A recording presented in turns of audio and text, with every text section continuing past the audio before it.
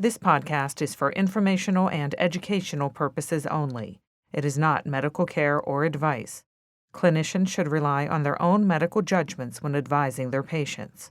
Patients in need of medical care should consult their personal care provider.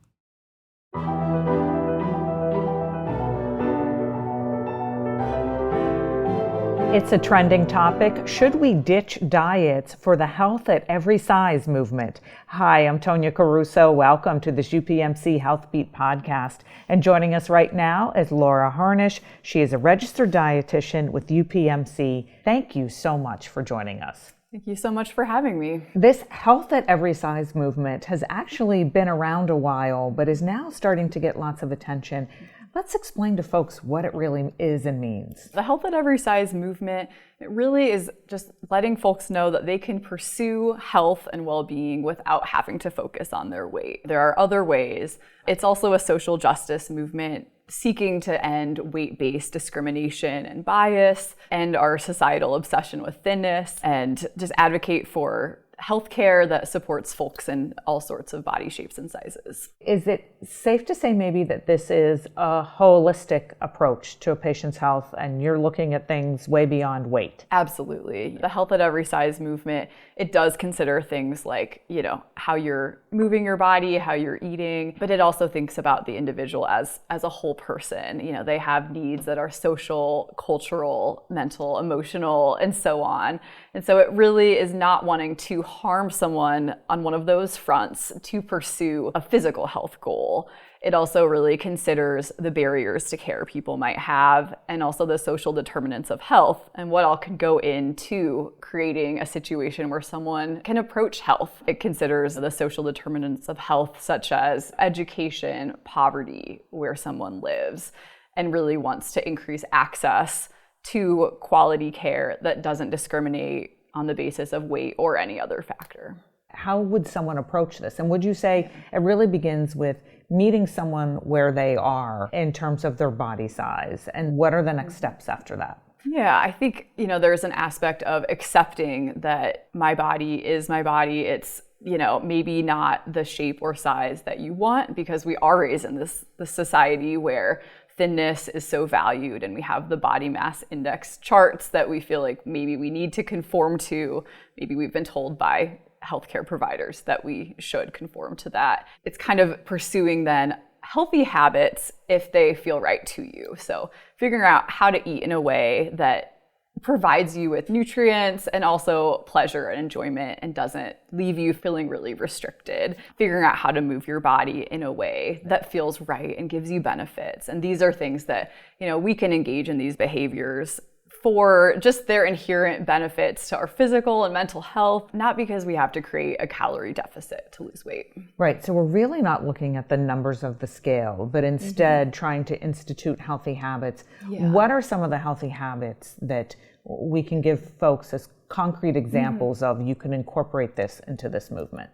Yeah, I think getting rid of the weight factor, but still thinking about, what's a healthy, nourishing diet look like for me? What makes me feel good? Maybe thinking about the concept of intuitive eating and kind of reconnecting with your innate ability to pick foods that are nourishing and enjoyable. It might be figuring out a way that you can move your body that you actually enjoy, that doesn't seem like a chore and doesn't remind you of, all the diets that told you had to exercise for X amount of time, X amount of days per week. And health at every size really thinks about the whole person too. So it's not just physical health, that can certainly be part of it, but it's also thinking about, our mental health, emotional, spiritual, and so on. So if, nurturing your relationships with your family and friends, or maybe, you established with a therapist, or just doing work on your own to be more accepting of your body, those types of things definitely fit into kind of some of those lifestyle changes you could make with health at every size. Right. You used the term intuitive eating. And can you explain to us a little bit more what that is? Yeah, absolutely. And that could be a podcast on its own. But it is a process of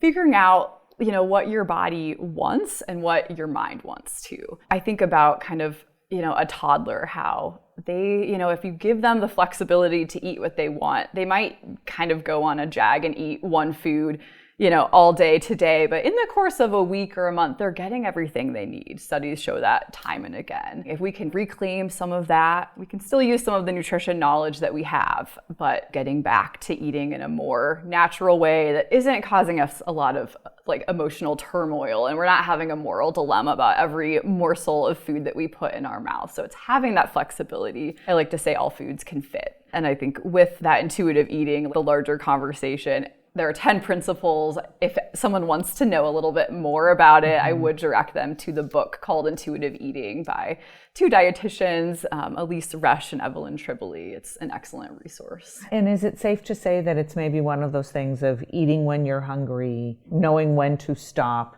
Intermittent fasting is a big trend. So it's no, you don't do that. You eat when you feel like your body is ready for you to eat. Yeah, that's definitely a large part of it, is kind of honoring that we do have these hunger signals. I think, a lot of times, because a lot of us have been conditioned to try to diet or lose weight and restrict our portions and intake, honoring that hunger can be the more challenging part, because some days we're just hungry more often and for more and different foods than maybe we feel like we should be consuming. But that's the honoring the hunger and respecting your fullness. Those are two of the 10 principles.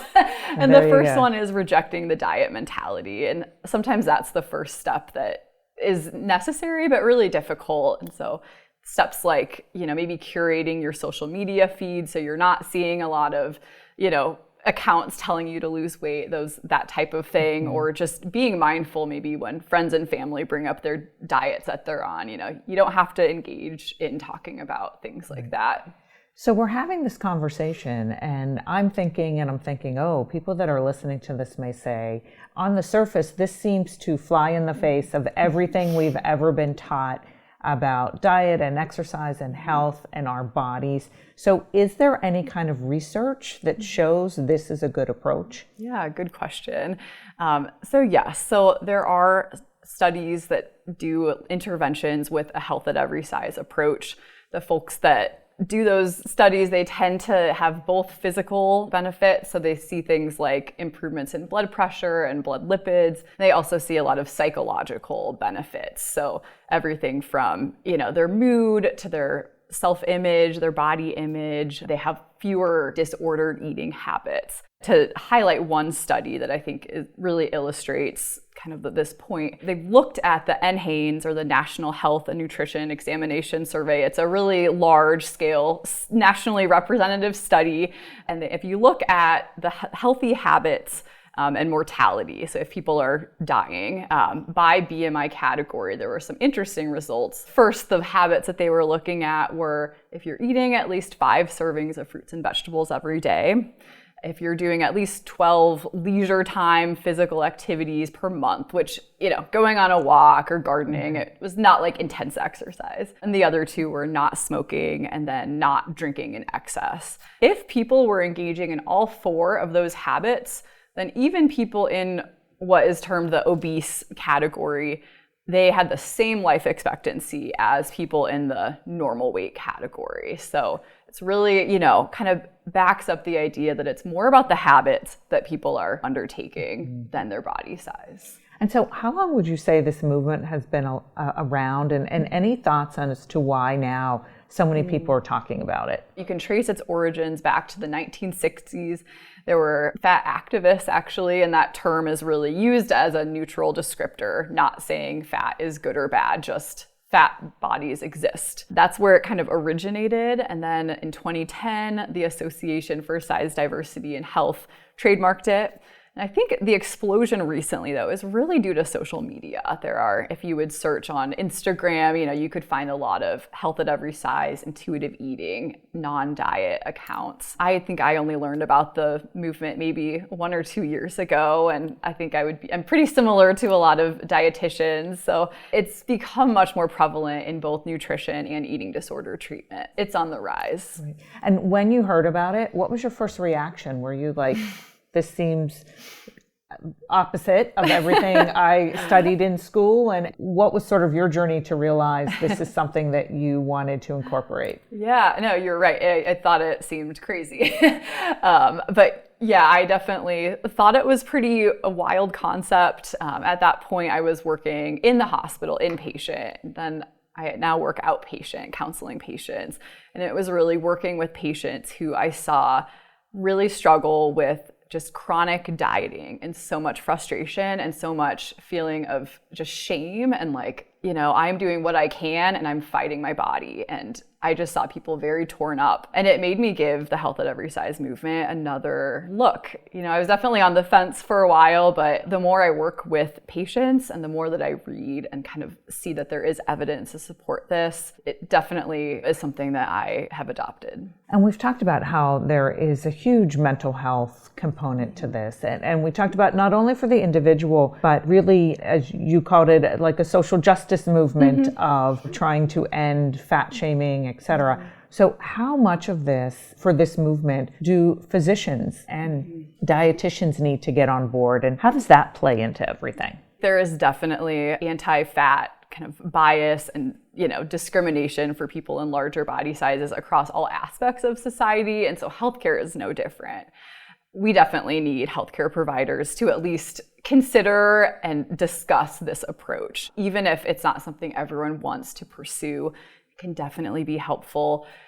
I would at least like providers to kind of take a step back when they are recommending weight loss and think, what are the risks and what are the benefits? I think we all know what the possible benefits could be, but what about the risks? I think the most concerning risk would be the risk of developing an eating disorder. If we consider that a third of people that go on diets develop some kind of a disordered eating habit, and then 20 to 25% of those people will go on to develop an actual diagnosable eating disorder, the statistics are concerning. So it's definitely something that I think would warrant consideration, because eating disorders are on the rise as well. And then the other thing to think about would just be, what is the probability of weight loss actually really being a long-term solution? And unfortunately, for people that are trying, if we're looking 6 to 12 months out, most people can lose weight. However, if we look long-term, and I'd consider 2 to 5 years to be long-term, that type of time frame, pretty much 90 to 95% of people are back at their original weight, and a good chunk of those have gained additional weight. So I'm not saying that a higher weight is bad. I'm just saying it's the opposite of what they wanted. Right. And so really, no matter what, if you are interested in this, you should be having a conversation with your doctor or with a dietitian. As a dietitian, how do you approach this with some of your clients and patients? I do try to just focus mostly on behaviors. I, kind of like to think about a healthy weight being one that happens when you are leading a lifestyle that feels right to you and is sustainable and isn't causing any emotional distress. So I try to guide patients that way because I do see it as a more sustainable option. I might not call it the Health at Every Size movement. I think that might be a bit of a barrier to some people, but kind of let them know that there are other ways to approach health if they feel like they really do want to focus on weight loss. And so as this has come about, have you found that there are misconceptions related to this movement? And what are some of the biggest misconceptions about this? There are a number of misconceptions.